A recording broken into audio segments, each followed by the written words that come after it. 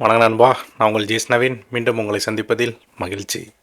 இப்போ தான் அந்த தேர்தல் தேதி அறிவித்ததுக்கு பிறகு லைட்டாக களை கட்ட ஆரம்பிச்சிருக்கு. தேர்தல் தேதி அறிவித்து ஒரு வாரமாக பார்த்திங்கன்னா எல்லா கட்சிகளும் சைலண்ட்டாக அவங்களுடைய கூட்டணி பேச்சுவார்த்தை, அப்புறம் தொகுதி பங்கீடு இது சம்மந்தமாக அந்த இண்டோர்லேயே மீட்டிங் போனதுனால பெரிய லெவலில் வெளியில் செய்திகள் வராமல் இருந்துச்சு. இன்றைக்கி பார்த்திங்கன்னா அதிமுக அவங்க கட்சியில் இருக்கிற கூட்டணியெல்லாம் அறிவிச்சிருக்கிறாங்க. கூட்டணியில் இருக்கிற கட்சிகளுக்கு எத்தனை தொகுதிகள்னு அறிவிச்சிருக்கிறாங்க. குறிப்பாக பார்த்திங்கன்னா பிஜேபிக்கு 27 தொகுதி அப்படிங்கிறது ஒட்டுமொத்தமான பிஜேபி கட்சியினரையுமே ஒரு அதிர்ச்சி ஆகியிருக்கு. அரசியலை கணிக்கக்கூடியவங்களையும் ஒரு பெரிய லெவலில் கொஞ்சம் ஷாக்கிங்காக ஒரு அதிர்ச்சியை தான் கொடுத்துருக்கு. ஏன்னா டெல்லி மிரட்டி தான் எடப்பாடி அவர்களை கூட்டணிக்குள்ளே கொண்டு வந்துச்சு. டெல்லியோட கண்ட்ரோலில் தான் அதிமுக இருக்குது அப்படின்னு சொல்லி பரவலாக ஒரு செய்தியை இங்கே உருவாக்கிட்டு அந்த காலத்தில்.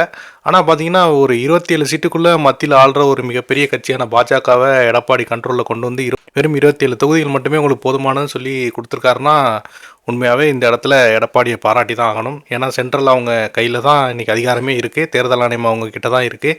ஸோ இப்படி இருக்கும்போது நினச்சா இங்கே எடப்பாடியை மிரட்டி உருட்டி அவங்க 50 தொகுதிகளும் வாங்கலாம், 60 வாங்கலாம். ஆனால் அதுக்கு அடிப்பணியாமல் எடப்பாடி அவர்கள் 27 முடிச்சிருக்காரு அப்படிங்கிறது ஒரு பெரிய விஷயமாக தான் எல்லாருக்குமே இருக்குது. அதுவும் குறிப்பாக பார்த்தீங்கன்னா இப்போ நிறைய பேர் பிஜேபிக்குள்ளே என்ன சொல்கிறாங்கன்னா, அண்ணாமலை அவர்கள் கடந்த ஒரு 3-4 ஆண்டுகளை கடுமையாக உழைத்து பிஜேபியை தமிழ்நாட்டில் ஒரு 3வது சக்தியாக கொண்டு வந்தார். அவரை பொறுத்த வரைக்கும் பார்த்தீங்கன்னா பிஜேபி தனிச்சு நின்னா தான் இங்கே வளரும். எப்படி நாம் தமிழர் ஒவ்வொரு தேர்தல்லையும் தனிச்சு நின்று தன்னோட செல்வாக்கு அதிகரிச்சுக்கிட்டே போகிறாங்களோ அது மாதிரி நம்மளும் நின்னா தான் இங்கே வளர முடியும்னு சொல்லி இதுதான் அண்ணாமலையோட ஐடியா இருந்துச்சு. ஆனால் இப்போ பார்த்தீங்கன்னா நயினார் அவர்கள் கூட்டணிக்கு தான் போகணும்னு அடம்பிடிச்சு கூட்டணிக்குள்ளே போய் 27 தொகுதிகளோட அப்படியே சுருங்கிட்டாங்க. இதனால பிஜேபி தமிழ்நாட்டில் வளரவே போகிறதில்ல. நீங்கள் வேணால் பாருங்கள், பிஜேபி கட்சியினர் பல பேர் இந்த மாற்றத்தை விரும்பணும்னு நினச்சவங்க கூட கோவத்தில் கடுமையாக பார்த்தீங்கன்னா நாம் தமிழருக்கும் டிவிக்கும் ஓட்டு போட போகிறாங்க, இதுதான் நடக்க போகுது அப்படிங்கிற மாதிரி சொல்லிகிட்டு இருக்காங்க.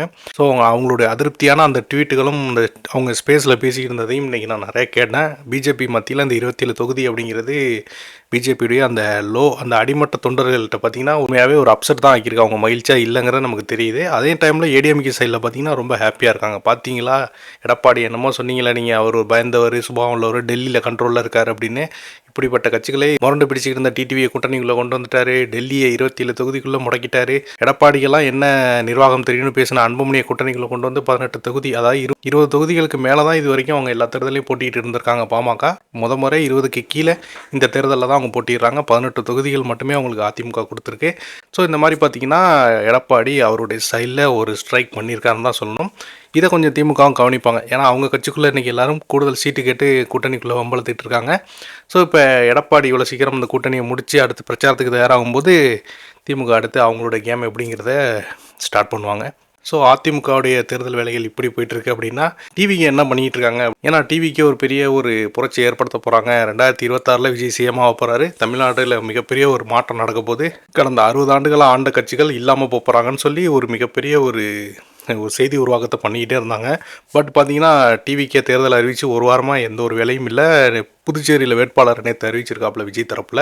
ஒரு 25 ஆண்டுகளாக விஜய்க்கு போஸ்டர் ஓட்டின யாருமே பார்த்தீங்கன்னா போஸ்டர் ஓட்டினவங்க, கட் அவுட் வச்சவங்க, விஜய்க்காக பிளாக் டிக்கெட் விற்று பட வசூல் அதிகமாக்கணும்னு சொல்லி விஜய்க்காக உழைச்ச யாருக்குமே சீட் கொடுக்காம பிஜேபியில் வந்தவங்களுக்கு, அதிமுகலேருந்து வந்தவங்களுக்குன்னு சொல்லி இப்படி பாண்டிச்சேரியுடைய அத்தனை தொகுதி சீட்டையும் தூக்கி மற்ற கட்சியிலேருந்து வந்த வேட்பாளருக்கு விஜய் கொடுத்தது பாண்டிச்சேரி டிவிகே கட்சியினர்கிட்ட மிகப்பெரிய அதிருப்தி ஏற்படுத்தியிருக்கு.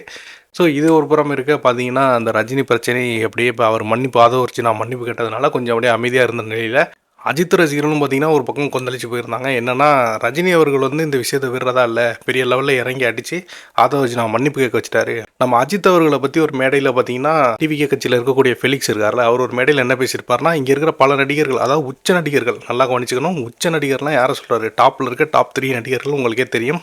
ரஜினி சார், அஜித் அவர்கள், விஜய் அவர்கள், கமலஹாசன், இவங்கெல்லாம் டாப் 4ல் இருக்காங்க. ஸோ அப்படிப்பட்ட உச்ச நடிகர்கள்லாம் பார்த்தீங்கன்னா ரேஸு இதெல்லாம் போய் கலந்துக்கிறேன்ட்டு துபாயில் எல்லாம் செட்டில் ஆகிடுறாங்க. ஆனால் எங்கள் தலைவர் விஜய் பார்த்தீங்களா இதெல்லாம் வேண்டான்னு தூக்கி எறிஞ்சிட்டு மக்களுக்காக நிற்கிறான்னு சொல்லி ஒரு மேடையில் பேசியிருப்பாப்புல. அந்த கிளிப்பிங்கை நான் போடுறேன் பாருங்கள். ஆனால் பல நடிகர்கள், உச்சம் தொட்ட நடிகர்கள் என்ன பண்ணுறாங்க, அவங்களுடைய வாழ்க்கையை வெளிநாட்டில் போய் செட்டில் ஆகிறாங்க, கார் ரேஸ்க்கு போகிறாங்க. ஆனால் நமது தலைவர் என்ன முடிவெடுத்தார்?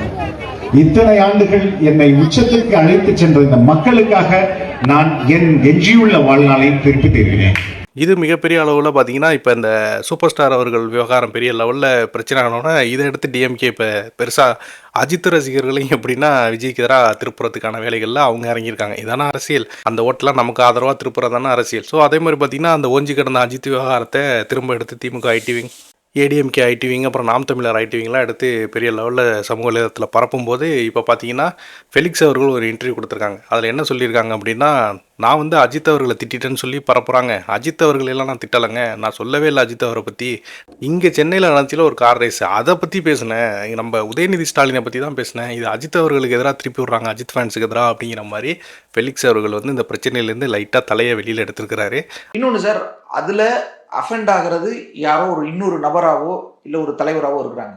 ஆனால் இங்கே நீங்கள் ஒரு பெரிய கூட்டத்தையே பகச்சிக்கிறீங்களா அஜித் பற்றி நீங்கள் பேசி அது ஒரு சர்ச்சை. நான் என்னங்க பேசுறேன் அஜித் பத்தி? இல்லை சார், சும்மா ரேசிங் அது இதுன்னு எல்லாரும் போகும்போது என் தலைவர் வராருன்றது ஒப்புக்காக நம்ம ஊர்ல நடந்த ரேஸுங்க அது.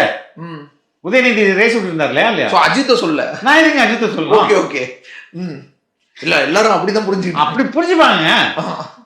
இப்போ ரஜினி ரசிகர்களை இல்ல சார், அதுக்கு மன்னிப்பு கேட்டாச்சு. எஸ், அதுக்கப்புறம் அதுல என்ன இருக்கு? சரி, ஒரு ஒரு தவறு வர வேண்டியவங்களை எதிரில நிக்க வச்சுக்கிற மாதிரி இல்ல. அந்த மேடையிலேயே அப்படி ஒரு ரஜினி ரசிகர் அப்படி கிடையாதுங்க, அப்படி கிடையாது. ஆனால் ஃபெலிக்ஸ் பேசின வீடியோ நீங்கள் பார்த்தீங்கன்னா உங்களுக்கு நல்லாவே தெரியுமா, அவருக்கு ஷுவராகவே அவர் வந்து அஜித் அவர்களை தான் பேசியிருக்காரு அப்படின்னு. ஏன்னா உச்ச நடிகர்னு சொல்கிறாரு, உதயநிதியை சொல்கிறேன்னு இந்த இன்டர்வியூவில் சொல்கிறாரு. ஸ்டேஜில் வந்து உச்ச நடிகர்னு சொல்கிறாரு. உதயநிதியை அவர் எந்த விதத்தில் உச்ச நடிகர்னு சொன்னான்னு தெரியல. உதயநிதி முழுசாக ஒரு 10 படம் தான் நடிச்சிருப்பாப்புல. அதில் ஒரு 2-3 படம் பெரிய ஹிட்டு, மற்ற எல்லா படங்களும் சுமாரான படம், ஃப்ளாப்பான படங்களும் இருக்குது. அப்படி இருக்கும்போது உதயநிதி அவர்களை உச்ச நடிகர்னு இவர் சொல்ல வேண்டிய தேவையும் கிடையாது, அதுக்கான வாய்ப்பும் இல்லை. இவர் அஜித்தை தான் சொல்கிறாரு. துபாயில் இன்றைக்கி எந்த நடிகர் தமிழ் சினிமாவில் உச்ச நடிகரில் இருக்கான்னு உங்கள் எல்லாருக்குமே தெரியும். நம்ம அஜித்குமார் அவர்கள் தான் கம்ப்ளீட்டாக இப்போ துபாயில் இருக்காங்க அந்த ரேஸ் சம்மந்தமாக. உதயநிதி கார் ரேஸ் நடத்துனது சென்னையில். ஸோ அப்படி இருக்கும்போது நான் அஜித்தை சொல்லலை, உதயநிதியை சொல்கிறேன் அப்படிங்கிறது எந்த விதத்தில் அஜித் ரசிகர்கள் ஏற்பார்கள் அப்படின்னு நமக்கு தெரியலை.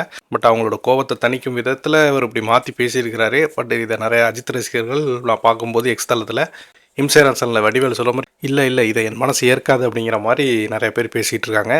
ஒரு பக்கம் சூப்பர் ஸ்டார் ஃபேன்ஸ் எல்லாருமே டிவிகேக்கு எதிராக நிற்கிறாங்க. இன்னொரு பக்கம் அஜித் ஃபேன்ஸும் பார்த்தீங்கன்னா டிவிகேக்கு எதிராக இப்போ பெரிய லெவலில் பேச ஆரம்பிச்சிருக்கிறாங்க.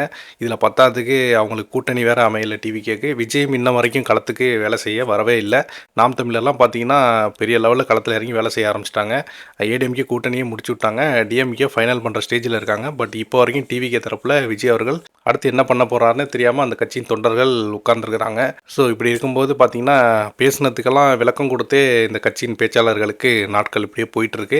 ஃபெலிக்ஸ் அவர்கள் ஸ்டேஜில் பேசினதுக்கும் அவர் கொடுத்த விளக்கத்துக்கும் உங்களுக்கு இது ஏற்புடையதாக இருக்கா, இல்லை அவர் சொன்னது கரெக்டாக தாங்க உதயநிதியை தான் சொல்லியிருப்பார் போல் அப்படின்னு நீங்கள் நினைக்கிறீங்களா, இல்லை உங்களுக்கும் அந்த டவுட் அஜித்தை தாங்க அவர் சொல்லியிருக்காருன்னு இருக்கா அப்படிங்கிறதையும் கீழே கமெண்ட் பண்ணுங்கள். ஏன்னா ஒருவேளை எனக்கு தான் அப்படி தோணிட்டான்னு தெரில. உங்களுடைய பார்வையில் அந்த வீடியோ பார்த்துட்டு நீங்களும் கம்பேர் பண்ணி கீழே கமெண்ட் பண்ணுங்கள். ஸோ இது போன்ற சூப்பரான அரசியல் அப்டேட்ஸ் எல்லாத்துக்கும் நம்ம சேனலை சப்ஸ்கிரைப் பண்ணி ஃபாலோ பண்ணுங்கள். மீண்டும் இன்னொரு வீடியோவில் சந்திக்கிறேன். நன்றி.